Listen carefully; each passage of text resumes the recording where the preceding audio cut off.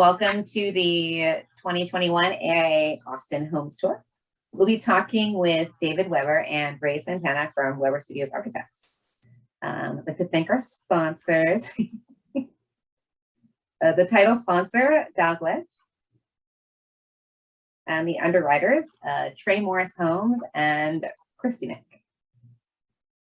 Oh, and the gold sponsor, Exclusive Windows and Doors of Austin. All right, I am Michael Bennett, and I'm an architect here in Austin. I work at Choco Design. I'm also the treasurer of the newly formed NOMA of Central Texas, and I also help start newly formed LGBTQIA+ Alliance with an AIA. Everyone will be having a question and answer session at the end, so please put your questions in the Q&A box. I'll monitor the chat also, but let's see. I wanted to say I'm a little extra excited to do this one because Ray was part of my year in the Leadership Collective, and then David is one of our sponsors for the LGBTQIA+ Alliance. So it makes me happy to be able to help you. So let me tell you a little more about them. With 24 years of shaping custom residential architecture, they enable clients to truly love where they live, as demonstrated by an impressive 15 AIA Homes tours. David Weber, founder and principal architect of the firm, is joined by Associate Senior Project Designer Ray Santana, who is also the incoming chair for the AIA Leadership Collective 2022, as well as a member of NOMA. Thank you both for being here. Take it away. Thank you. Looks like we just need to do a little screen swapping here. So since bear with us for a sec. since I was born in the last millennium, I'm going to let this guy help us figure that out. All right. Okay, looks like we're set, ready to go. Hello, everybody. We're looking forward to talking to you a little bit about the Clearview residence that we completed about a year and a half ago now. And before we get started, though, we want to send out another round of thank yous for the silver sponsors. We want to thank Builders First Source. Let me make sure I get this right. Oops, sorry. Bronze sponsors, Builders First Source, Anchor Ventana Glass. Our silver sponsors, Ferguson and McCoy's. And with this particularly big thank you to our gold level sponsors, Exclusive Windows and Doors. And particularly Trey Morris Custom Homes and Christina Hardwood Floorings for being our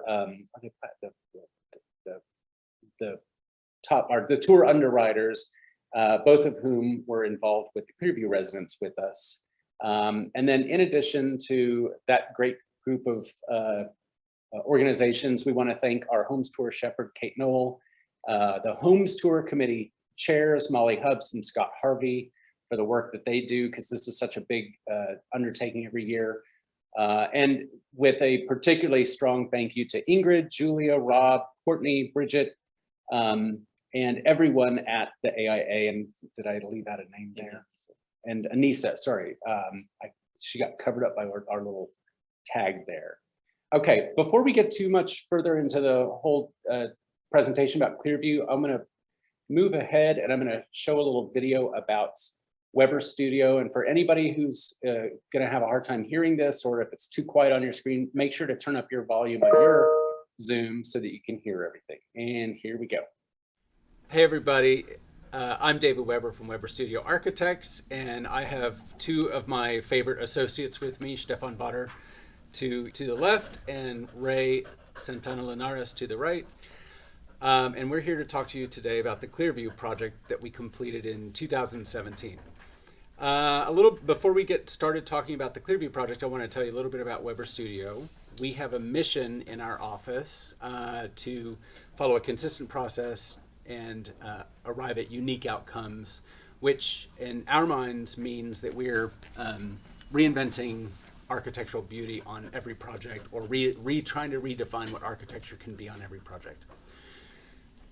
Our consistent process is based in four fairly basic approaches and methods, and it consists of using the client's site, using the client's program, using the client's vision, and our 4 core values, functionalism, expressionism, regionalism, and minimalism, to arrive at an architecture that we intend to be unique to that client and that condition and special in its own right. For each project, like I said, our intent is to redefine what architecture can be. And so one of the things we're most proud of is our portfolio projects are very widely in scale and scope, detail, finish, materials, and in overall architectural concept.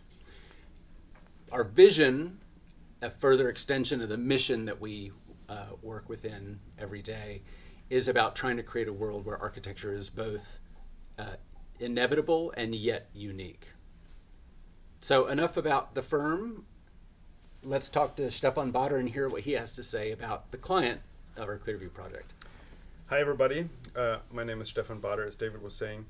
I've been with David for 8 years now, and we have a wide variety of clients, and this particular client was quite a wonderful and lovely individual who was looking to build his forever home. I want to speak about the house as a retirement house, but essentially we'll be talking later. Ray will get into that detail when we talk about accessibility. That was a huge part what we had to solve on this project. But our client was he was challenging throughout the process, but very trusting and reasonable. Whenever any challenges came up, he kind of pushed us to resolve these problems as well as we could and beyond. But in the end, he always referred back to the designers, Jennifer Guerrero-Hartman as the interior designer and us, Weber Studio, as the architect, to help him resolve these problems to the best of our abilities. And it was just such a great experience to go through this with this client and the whole team. We were just often we have really wonderful clients, but this one was in particular a special one, and we had a lot of fun going through that project with him. And just to talk a little bit more about the project itself, starting with the site. So it's a remodel addition. There was an existing house. The client had actually lived in the house for a number of years before we were brought on to the project, and there was a previous addition onto the house. So part of our one of the main things we wanted to come in and do is take the existing house, keep what's really good about it, and actually keep the original house form, and then replace that existing addition with a new addition that actually works better for what the client was trying to go for. As for the program, openness was one of the aspects. We wanted no steps on the main level, and that goes hand in hand with accessibility. So the master suite, the master was on the first level. Also, you'll see in the slides that the entry is, you get to the front door using a ramp. So very accessible for that main level of the house. Also going into the new terrace in the back where the pool and outdoor areas are also still on that same level. And then the functionality, we wanted low maintenance, so you'll see the exterior cladding, the minimal detailing. It's all for kind of a low maintenance house, and we wanted to max out the site. So it's a great site, compact but central to Austin, and we really wanted to just make the most use out of it.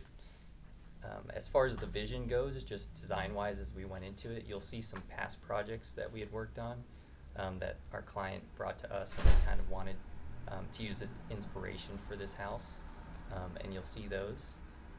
And then just back to what David was talking about with our principles when we come to any design with the firm, functionalism is a big one, and in that we want to hit energy efficiency. You'll notice the siding is high albedo. It works well in our region, minimizing heat gain to the house through the siding. We also created a rain screen, which it's in its own way a ventilation system. Another design principle we wanted to hit was expressionism, and this really goes into keeping the original form of the house and just working to reinvent it, to modernize it, and just make it work a little bit better for what the client wanted out of the house. Then regionalism and minimalism are the last two of our design principles. You'll notice that there's no visible gutters on the house. The detailing was kept very minimal. Again, that goes back to low maintenance and just keeping it the design vision very clear and creating a peaceful, natural space. And one thing that was pretty fun about the regionalism aspect that is easily missed on this house is that we reintroduced Austin's ubiquitous 257 pattern that you see in a lot of stone houses in the city. But instead of using it as a random ashlar pattern, we did them as courses of metal siding that are proportionate 257, 257 proportionate courses. It's a great way of sneaking in some of Austin's history and legacy or heritage into something that's quite modern. So now that you know a little bit about us, our client, and the project, let's go take a look. All righty. So everybody heard a little bit about the project so far, but I'll kind of reintroduce it a tiny bit with a couple of photographs of the existing conditions. The photograph on the left that you see here is what the house looked like when we found it originally in its original condition. Very simple two-story, but otherwise completely unoffensive Tarrytown quasi neoclassical revival house. And there was really absolutely nothing wrong with it from the street. We thought it was proportioned well and works with the streetscape. So the idea was not necessarily to throw that away. And if anything, we wanted to maybe celebrate that or reinforce it. The image on the right, however, shows a little bit of the problem we were facing, because the addition that you see on the back was poorly built. You can see the two-story original form of the house sneaking up behind it. But this addition, besides being not so well built, it was an entire step below the main level of the house, which created a bit of a tripping hazard. And then coming out the back sliding door of this, you can see we're several steps down into a deck into the backyard that was sort of this strange outpost of space and not a very wonderful space, which I think belies a lot of or talks about a lot of the issues that a lot of projects we work on grapple with, which is the fact that people have all this wonderful land, but they don't have a really great way to integrate it into their main living space. And so in this case, you can see it was a little bit of a lonely, not so exciting space in the back. And the goal was to allow the original house to remain to some degree and deal with this strange and uncomfortable connection to the backyard that just didn't invite any interaction. Again, another photograph of the addition and sort of kind of an unsafe and not very well considered stair and the existing driveway along the side of the property. So nothing too precious to save in the original back, but the original form of the two-story house was certainly completely reasonable as a starting point. In terms of the client's program, having a house that he could live in for the long term, and a house that would engage the backyard and have more connection to the backyard space and just more openness in general, he had us look at a couple of our own projects. And this was a house that we did that was on the AIA Homes Tour in 2015. And our client really loved this house for a few key details. He really loved the zero thresholds between inside and outside. He loved the materials palette. And in particular, you can see in these slides here, the immense openness, kind of seamlessness between inside and outside, which we achieved by having floor to ceiling glass and zero threshold walkways. And he loved in particular how this house completely opened up to the pool terrace, which you see on the right here. Our issue, however, was that this house that was on the Homes Tour in 2015 started with a much, much larger lot with a lot more breadth across the back of the house to open up so easily. And our client site for the Clearview house was much narrower and much smaller. So we had to somehow pull off the same sort of openness that we could in a smaller lot, while also trying to create a lot of privacy and incorporate these sort of wonderful details, these zero thresholds between indoors and outdoors. So we really do create that relationship between all of his living spaces that makes the house feel bigger. Another house that our client wanted us to refer back to in our own body of work was another house that was on the Homes Tour in 2013. And our client really loved the metal siding on this house. And while this is a pre-finished metal on this house, it's kind of an off-white color. Again, the idea on this metal was to help throw heat away from the house to reduce its heat gain. We love that concept, but we wanted our client to have something a little bit more durable for the long term even than this. And so this is the introduction of where we brought the metal siding in a new form into his house. This is where we started to look at the idea of reintroducing Austin's architectural heritage in modern ways. Again, the 257 is one of the most ubiquitous patterns you see around the city. And this was a project where we got to reintroduce it as a more modern element while still honoring the legacy of Austin's architecture. This next image is next slide is a pair of images that our client gave us, just illustrating his concept of how open he wanted us to be. These reinforce the things he had already been telling us about our own projects, but he really loved the idea of a lot of glass and a lot of height.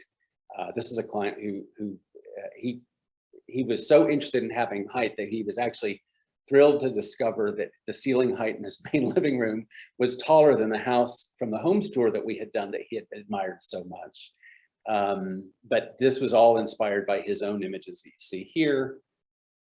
And again, his desire to have his house open up to the pool and pool terrace, illustrated in these images that he shared with us, and having a lot of privacy and a lot of verdant outdoor experiences were a really important part of the overall program. He would acknowledge he's not an architectural expert, but he did pull in some images of some details that he quite liked, both of which were really helpful for us as well to get a sense for details that we could incorporate in whatever design schemes that we brought in. And most notable that these are strong gestural forms with some boldness attached to them. But the thing that we also really loved is these long overhangs, which are a great thing for us to love in Texas, where we have such an intense amount of sunlight that we need to mitigate. So these were a batch of images and inspirations that our client gave us as we pursued the design process. And I'm going to hand it over to Ray to talk a little bit about our client's program and how we resolved it in the design process. All right, and if Michael or Ingrid, if you can confirm for me if you guys can see this cursor, just so I know if I can point some things out on here for everybody. Yes, I can see it. Awesome. So I'm going to show you guys two different schemes we're calling Scheme A and Scheme B. And these are kind of stepping stones onto how we eventually got to the final plan, which David's going to kind of break down a little bit for you. But to start with this one, Scheme A, this was the first design that we showed the client, and we're looking at the first level. Now I want to point out a few things. So the portion that I'm circling now with the cursor, and it's actually showing a different flooring material. That's the footprint of the existing house that we really thought there was a lot of value in. We wanted to keep as much as we could. And so that was one of the main challenges on the design is let's take this house and just keep everything good about it. So this kitchen already kind of had this really broad flowing space that we wanted to maintain. The client entertains a lot, so we wanted this space to be flexible. So we thought that's great. We didn't do much to this. In the central part of the house, so this entry hallway, originally there was a staircase here, We kept the staircase there, but you'll see in a little bit what we did to that to try and enhance it a little bit more. And there was originally a powder room under that staircase, which we ended up moving, which you'll see in the final plan where we decided to put that. But a big thing to note on this one is that when you go from the existing house to the new addition part that we designed for this, again, this addition is replacing an older addition, which we basically got rid of completely because it wasn't built to a very high construction standard, and it just wasn't doing what the client needed it to do. So at that break line, you see a few steps here to where it clearly delineates the existing house from the new addition.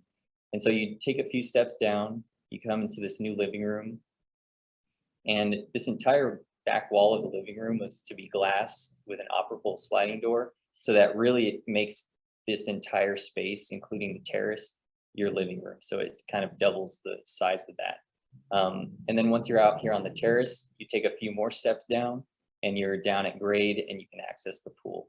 And so an important thing is that the site is sloping from front to back quite a bit. So we always try to connect our projects to the grade as much as possible so that we don't end up with a big house that's kind of way up out of the hill once you get to the back of it. So that was kind of our first approach, but it does mean you have these different segments of the house that are broken up by steps. And you'll see how that becomes something we iterate on a little bit in the later designs as accessibility kind of started becoming more important to the client. It kind of happened through the process, and you'll see where we ended up. One more thing to note on this one that we thought worked really well, and we kind of used parts of it in the final design, is that we put this carport way back, almost touching the rear setback of the site. And this allowed us to have a flexible space that's either a carport for 2 cars, or if you just park one, there's a screen there, and on the other side of the screen, you could have a table, and it becomes an extension of the terrace. So it gives it a dual use. So we like that a lot, and we kept an element of that in the final design. This is the upstairs floor plan. And this one, we really, floor plan wise, we didn't do much to it. It's kind of maintained of what the original house was. Of course, we came in and just updated all the finishes, flooring, tile in the bathrooms, all that kind of stuff was updated. But it was already working pretty well. It has 2 guest bedrooms and then this kind of big guest suite up here. What we did add is above the extension, the new part of the house, we wanted to make even more use of the site, and we ended up putting a roof terrace up here, which gives access from the bedrooms out to their own kind of private terrace up here. Then it also has access from the stair landing if there's a party going on and we want guests to be able to go straight out there. So I think that's about everything on this scheme. I'm going to go to the next scheme, which is kind of the next step of development. This is the next plan that we showed the client. And you can see here, probably the most important thing is that between the old house and the new addition, there are no more steps. And that was done because it just became evident that we wanted to be able to show up at the front of the house, walk all the way through the house to the back terrace without having any steps. This is for age and place, just accessibility for guests. And we just ended up creating this flat plane for the entire house until you get out to the terrace. Now, the downside of doing that is that the steps that were once between the new and old get added to the back. So we suddenly have to go down further to get to the pool, which is at grade. And so that was a design challenge we had to deal with from here. But this was a step along the way of how we got to the final design. Go up to the second floor. Again, on this scheme, not much was done to the second floor. I will note that this one is where we introduced a pitched roof on the addition, which you'll see in the final images. But that limited the space for the roof terrace to be on this smaller flat portion of roof before we go up to the pitched roof. And the reason we ended up pitching the roof was to kind of funnel in light from the south. So you'll see we end up with almost a 12-foot tall ceiling at the south elevation that really gets light in deep into the house. And here is our final plan. I'll let David talk us through that. So a couple of things that came up in the process of going through these first design rounds with the client, and this is one of the things that is always very interesting. We do a lot of work with clients to really identify the full scope of what they want to achieve early in the process, so that by the time we do our first round of designs, it comes as close to a fully fleshed out design as possible. But the previous two designs both had an element of or some amount of steps into the backyard. Again, our goal was to connect the entire house to its outdoor living space, but that meant creating a certain number of steps no matter what. And ultimately, our client realized that one of the things that was so critical to him was making this house as zero threshold and continuously, we call it accessible. That's not how he talks about it, but making it as continuously, universally reachable as every other part of the house. And so it's just to illustrate the point that very often the design process is used as a way to get clients to get clear in their own minds about what it is they're trying to achieve. And that's indeed what happened here. So as a result, what you can see is the original house was here in the footprint that you've seen previously. Again, the original kitchen, which was already so functional for our client, remained as is. And the powder room that was once here, as Ray pointed out, was gone, so that by the time you come right in the front door, you can see straight through to the back. And because this entire enlarged terrace is the same level as the main living space, that essentially makes the entire outdoor living space feel like it's one with the inside space, and it feels quite large. The other thing that our client realized as he went through the process is that he really wanted a much larger pool. So we put in the largest pool we could fit in this narrow lot, and we gave him an outdoor shower, which apparently he uses every single day, except I wonder if he used it during Winter Storm Uri, and a barbecue and a little changing area. And these help to provide privacy from the side, as a fence does over here. Now, as much as we love how this design came out, it reintroduced the issue of needing to get down to the backyard. So we created a small staircase here with the idea that this little garden below was just inherently not going to be as used, but our client ended up putting a little bocce court here and doing some wonderful vegetation. So it's kind of a nice garden to look down into from the pool, but therein lies the challenges that come with any design, is you gain some aspects, but some aspects have to get put secondary in priority. The other thing that's really interesting is no matter how hard we tried to get 2 parking spaces in, the width of 2 parking spaces was always going to take up so much width in the lot that it was encroaching on the living space. And so our client decided in the end that he was going to be quite comfortable with a tandem parking space, which is unique. Most clients wouldn't feel comfortable about that. And so that's what the final configuration is here. You can see this pod of laundry and mudroom and powder room are situated so that when you're in the inside, you can't see out to the cars, but the corner of the additions here and here, and even of the master bedroom, they're all glass corners, so we get a lot of natural light flooding in. And in the master suite itself, there's a carve out here, which is a reflection of our sidewall articulation that subchapter F requires. And in this case, we wanted to make this a sort of private little master bedroom, master suite garden, which is what you'll see in a couple of moments.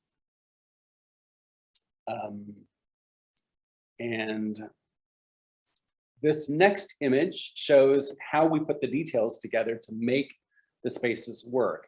Again, we really appreciated the original house form and felt no reason to sort of a little bit obliterate that. And it was a great way to introduce a new version of metal siding, which we find to be such a great value for almost every project. What I like about metal is it's reflective of Texas historical tradition. There's a lot of metal used in Texas. What I also like about it is it's one of the most durable materials, especially for its cost. It's got a very, very high content of recycled and recyclable material. And this is true of steel or aluminum. And what you're seeing here is mill finish aluminum. And what we like about mill finish aluminum in particular is that it doesn't corrode.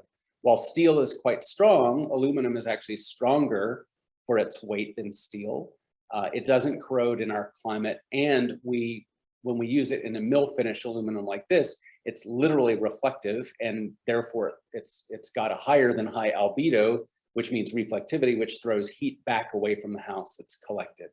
Now, the thing that's really unique about this application is that while we typically will do and enjoy doing metal siding on walls and do a metal roof, we actually brought this more reflective siding material, this aluminum, up over our roof in the same sort of siding application as we have on the walls. And that allows our roof to be as reflective as the walls. The second aspect of the siding and the roofing is that we did a rain screen application, which is essentially where you take your siding and you hold it away from your house ever so slightly, and it creates an air layer or a venting layer behind the siding. And what this does is it means that when it's raining hard, it's throwing rain away from the house, but the moisture that's inevitably going to get behind any siding is allowed to exist. And because there's that venting layer, it vents out before it ever touches the waterproofing. It also means the waterproofing is protected with a little bit of venting, and that's always a good thing as well. Around the windows, you can see with the photograph on the top right and the photograph on the left of the new result, we kept the windows where they were. And because the original house didn't have overhangs, we felt like it was really important to address keeping water away from the windows. And so we created a buck for each one of the window openings made of the same aluminum to help sort of pronounce those windows at the same time that we're protecting. What's really wonderful about the aluminum siding is that in different times of year, different light conditions, it both reflects the light and sort of blends in with the environment around it, whether it's a beautiful sky during a sunset or whether it's with vegetation adjacent to it. It's a really moody and lovely material at the same time that it's extremely hardworking and super functional. I spoke about the rain screen a moment ago, and here are a couple of details illustrating how we did that. So the rain screen on the walls is always an easier thing to accomplish. It's with a simple screed system, which a lot of different exterior siding materials use to be applied or installed on a wall. But it's on a roof where it becomes a lot more tricky and frankly, a little bit more less foolproof. So in this case, we essentially built battens that we waterproofed so that we could put nailers fastened into the side of the battens. And each of those nailers, which was a little metal angle, is what supported the siding going across. And what this did is it allowed us to avoid putting any penetrations up here through the horizontal roofing plane. And since a lot of people will say, gosh, well, why would you put fasteners through the siding or the waterproofing on the side? And the reality is that's what we do every single day with every project. You know, all architects do it. We're always fastening through our wall waterproofing, but with water being driven mostly by gravity, it's less of a concern than putting it on a horizontal surface. So this is really not very different than how the siding on your own house is probably installed here. The key is keeping it off of the horizontal plane. Again, this vented space in here allows any water to get through to be able to vent. And it also means that all the aluminum that's out here in this plane, or the aluminum that's out here and here and here, it essentially pre-shades your house, helping to reduce your heat gain on the house. So not only is it really cool and interesting, but it's literally cool and hardworking. And again, we talked about the bucks around the windows, and you can see here, for those that you can see the dimension on here, it's actually a little over a foot of length for that buck that's projecting out from the window, giving a lot of direct protection around the windows. And again, in the same finish as the roofing and the siding, allows you to see sort of the sculptural quality that we get by putting these two materials next to each other. And I'm going to let Ray keep going and talk about the interior. Yeah, now I'm going to walk through just a bunch of pretty pictures of the inside of the house, but I want to point out a couple little details that were taken into account in the design, and it's worth noting, I think. So this first slide on the left-hand side is taken from the entryway, and the kitchen is on our right, and there's a sitting room on the left. You can see that we're still in the existing, what we kept of the existing house, but we just kind of refinished a lot of the interior. Things like a frameless glass window kind of just helps to keep everything minimal. The baseboard is quite simple, but again, it's just kind of stripping down everything until we get to what's great about this existing house, is what we were trying to do here. Just on the side of accessibility, we can talk about the zero threshold that was important to the client. Very simple things that we kind of do in every project is, you'll notice there's the handles in this house, it's all using levers as opposed to knobs. That's a tiny little detail that actually is more accessible. And I'm not sure if there's any in this photo, but all light switches were kept at 36 inches, which is a little bit lower than usual. But we like to do that because it creates this nice datum line with our door levers and countertops, and it also is a more accessible detail. On the right side, we're looking back towards the staircase, which we mentioned. The stairs basically stayed put where they originally were, but it was really important to open up the risers so that we could have that visual connection to the back and also bring light into that entry space. And so there was originally a powder room underneath that stair, which we moved, and we'll show you where we put that in the interior photos in a second. But yes, so this was just an important thing to, we always want to try and avoid a dark hallway. And so you'll see how we did that upstairs as well. So this photo, we're now in the new addition part of the house, and we're looking at the living room, which has this glass wall that's about 12 feet tall, and it leads out onto the full terrace. And you'll see here where you see that gray frame is actually a sliding door that, once open, kind of extends this living space out onto the terrace and lets that entire space be one.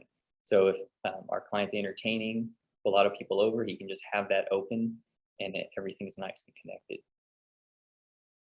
The photo on the right is a little peek at where the powder room ended up. You'd see a door that's cracked open a bit, and that's just showing where we relocated that. Oh, and also before I go to the next one, just to note the ceiling in this room, it starts to slope up as we go back towards the terrace. And that's one thing I noted on the plans, that we're just trying to funnel the light into the house.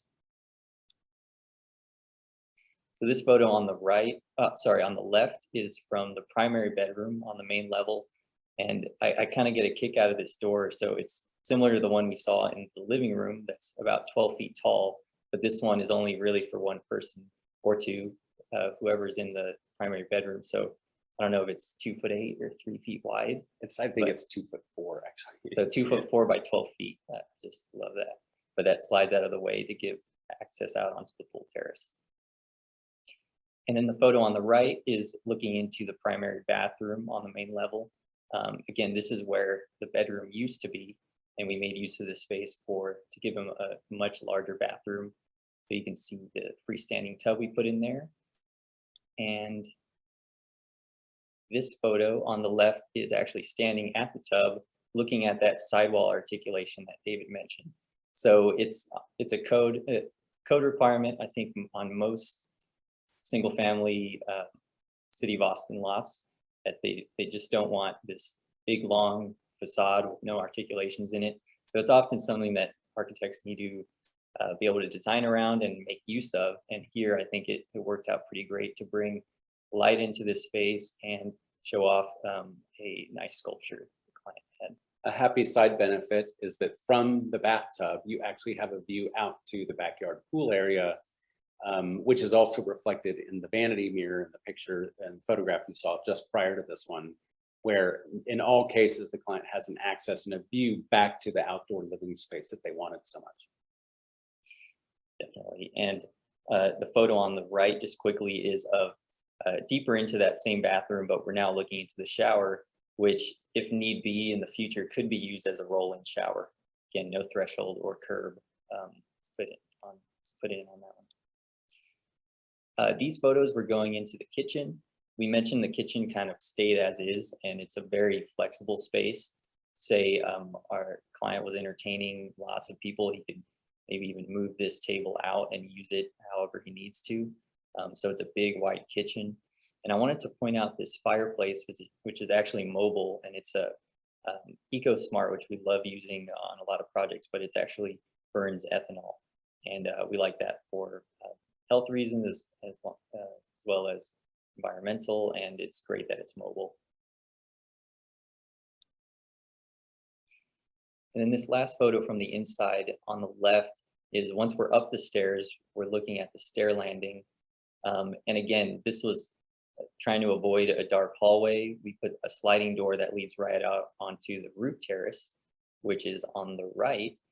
And here we're looking back at kind of the original form of the original house that we kept. And so we're now standing on top of the new addition. And we're looking at just the access from the guest bedroom that leads out to this roof terrace, and the sliding door on the left, which is from the stair landing that leads out to the terrace. I think we're going to go back outside.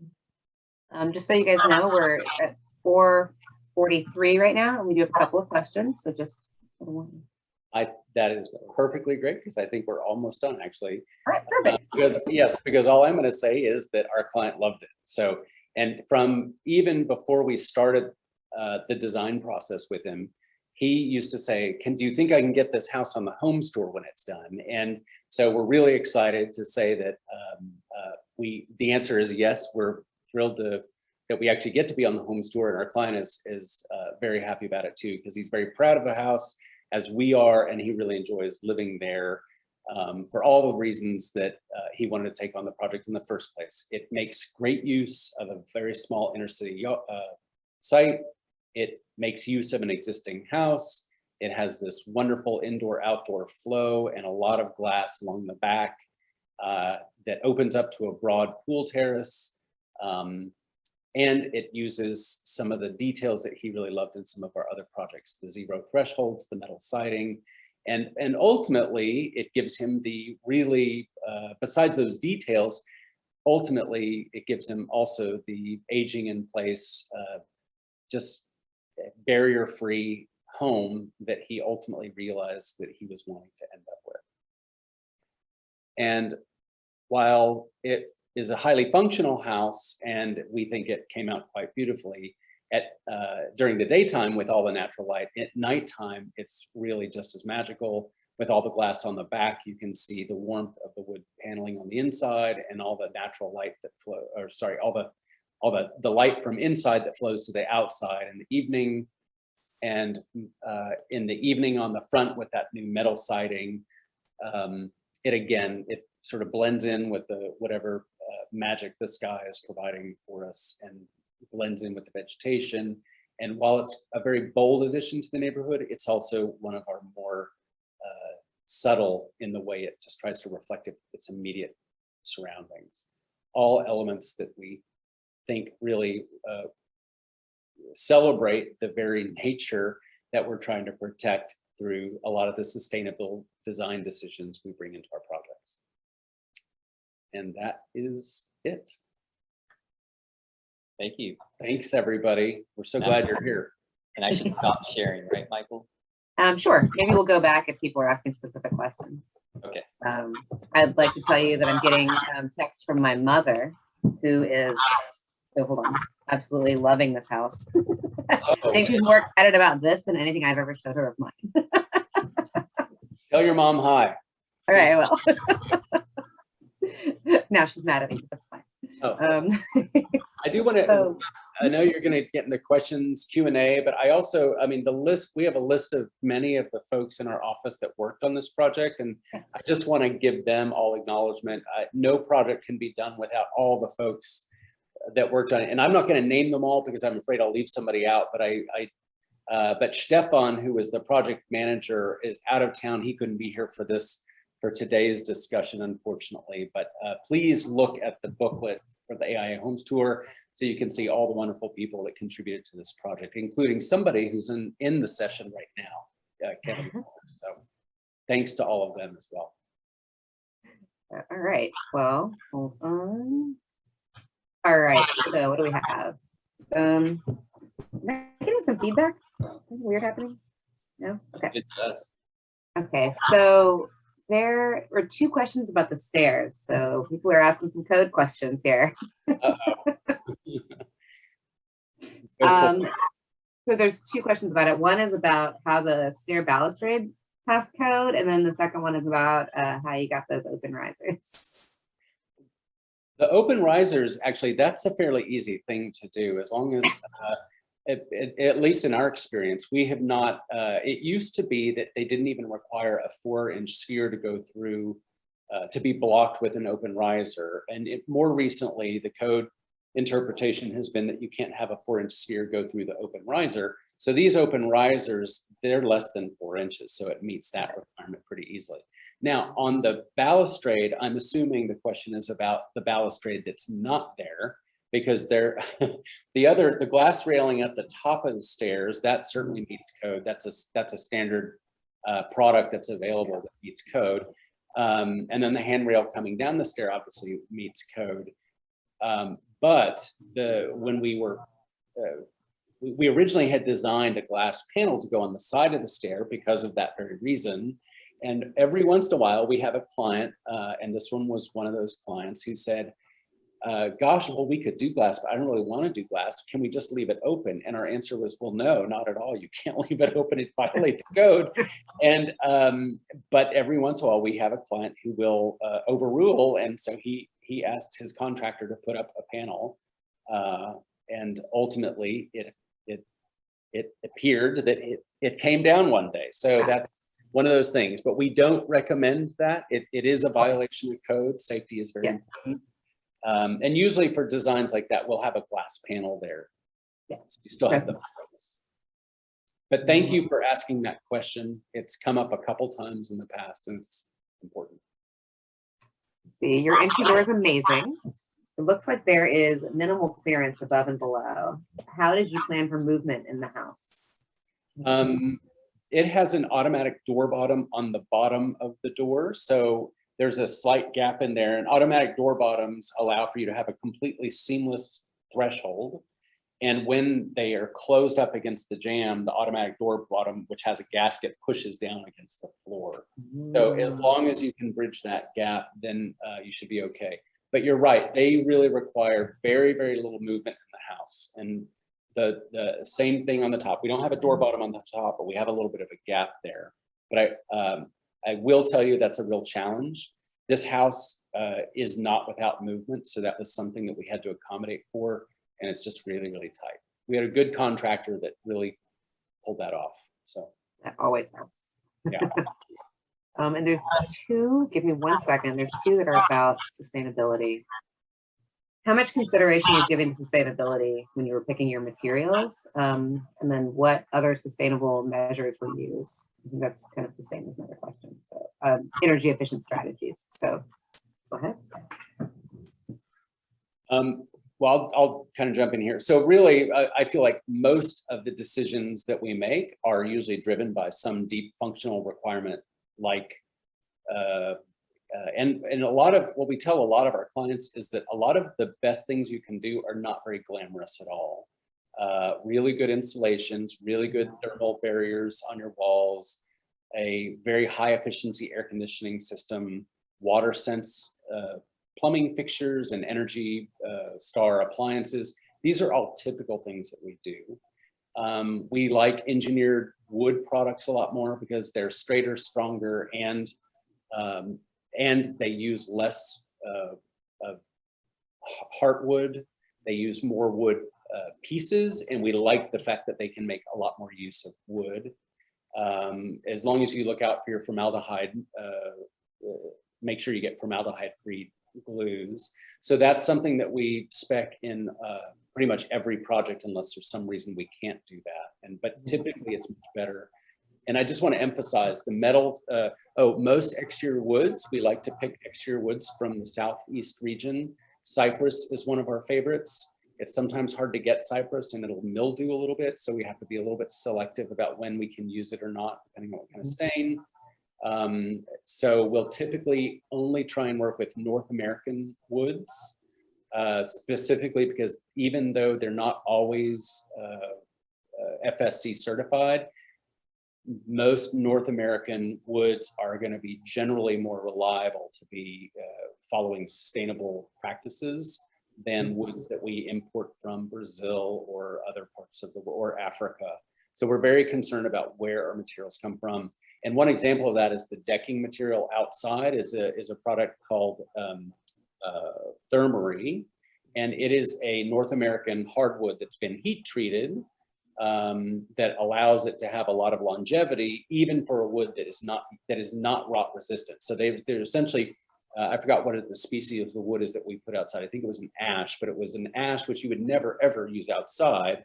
But because it's gone through this heat treatment, it actually became a lot more rot resistant, and it's really beautiful. So we're able to use a North American wood outside because of this technology that's been applied to it. So those are a handful of things. The glass, we always want to get a good glass for glazing. It shows up in a lot of different ways, shading around our windows to avoid heat gain. And one of the things I want to emphasize is there have been a few reports out, and Australia recently has taken on a new policy with respect to, I think Sydney in particular has taken on a policy with respect to energy efficiency, where they're incentivizing most new houses to have a white or a high albedo roof to throw heat back away from their buildings to avoid the heat island effect. And this is one of the most basic, simple things you can do, is put a highly reflective material on your house, something that's white or light colored. And that's so important in our climate because it's so hot here that the more we can not absorb heat and hold on to it, and the more we can reflect it back into the atmosphere, the more we're helping all of our community to reduce heat gain. And one thing I want to add to that, when you were talking about the detail of how the siding was put on, you mentioned the gap that's left between the aluminum and the waterproofing to create kind of a ventilation layer. When it goes up to the roof plane, you would see on the detail that gap actually gets bigger to account for, okay, this is a roof now. This is really getting beat down by sun. And so there's a bigger ventilation gap in there that's helping keep the house as cool as possible. So I just thought that was worth mentioning. Well, that kind of leads to this next one. Was there an integrated gutter on the aluminum roof, the siding detail, or does the rain simply run down? The rain screens? We let the rain go out to the ground. We have a big debate on most of our projects about gutters, because gutters are a maintenance item and it's really just displacing a problem. Water falling off your house is sometimes easier to address when it's down on the ground than water that you're collecting up at the top of your house that you still have to figure out where you're going to put it. And if you bring it down in concentrated air in concentrated loads like through downspouts, it'll create an erosion area. So you still have a maintenance issue, but you also have a maintenance issue at the top of the ladder. And if anybody is as clumsy as I am, they're more likely to kill themselves cleaning those gutters than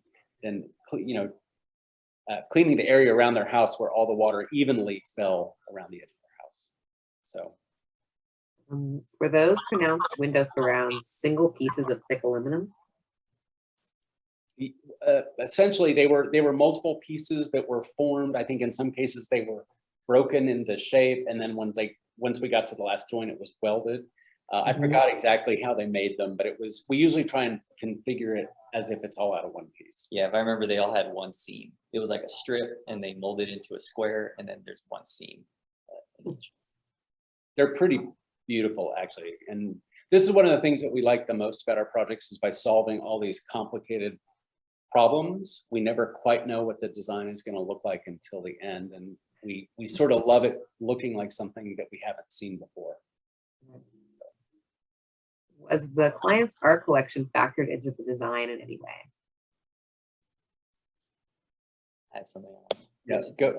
You probably know more, but the client had this amazing neon. So he has a great neon art piece that's out at the pool that you could see in the photos, but the water closet in the master bathroom has this amazing neon art piece in there, and it's just like a dark closet with no windows. So it's when it's really dark and he turns that art piece on, it's pretty great. I don't know if that got caught in the virtual tour, but I'm not sure. So yes, it was. We spoke about art and just maintaining lots of walls for the different art pieces.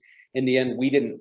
It was never the placement of the art was not something we were going to do. It was something he was planning on doing with his interior designer, and I think it worked for the most part. And I will say one of the curious aspects, though, is there's one very large painting on a not so large wall, which I think is a pretty unique way of looking at art. And so.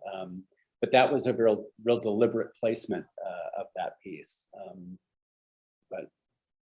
But yes, we knew it was going to be in the house in different places, but we never placed it individually in the design.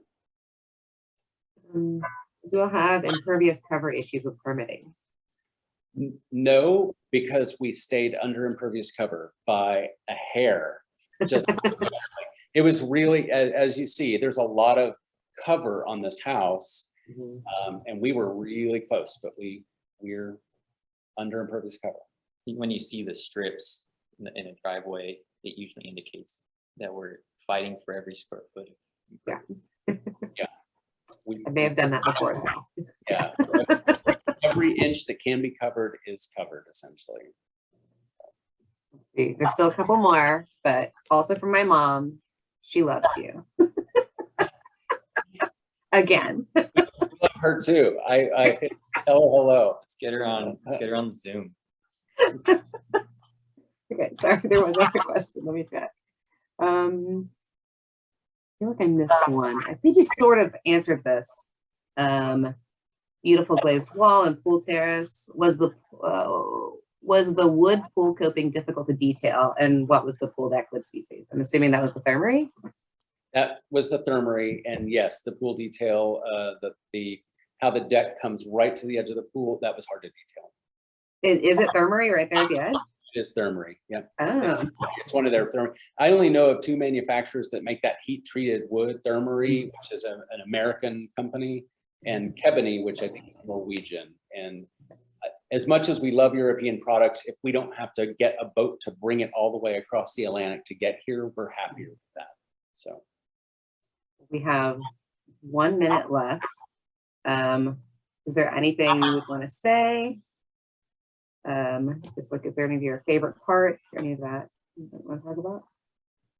I love the metal siding. We have continued to work with mill finish aluminum on multiple projects because it is such a beautiful and moody material.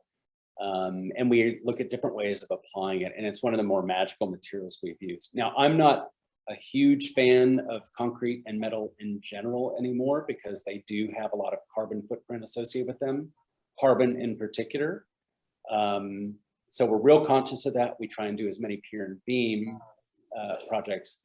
But if we are going to use a metal, I've started to really love aluminum for all the qualities all the assets it brings to a building versus like your cooking pans or your, it's actually a toxic metal. So if we can keep it away from individual ingestible use, great. But for a house where it can do a lot of good work, it's a good thing. All right, well, I guess that concludes our day. So I guess everyone please come back tomorrow, or sorry, on Sunday at 11:30 to see Matt Ficus Architecture. And thank you, David and Ray. Oh, there's a question. Is that a bocce court? Yes. Yes. Yeah. Thank you, Michael. And commenters. Thank you all for coming. Enjoy the rest of the tour. It's awesome this year, like every year. Okay, Aye. very good.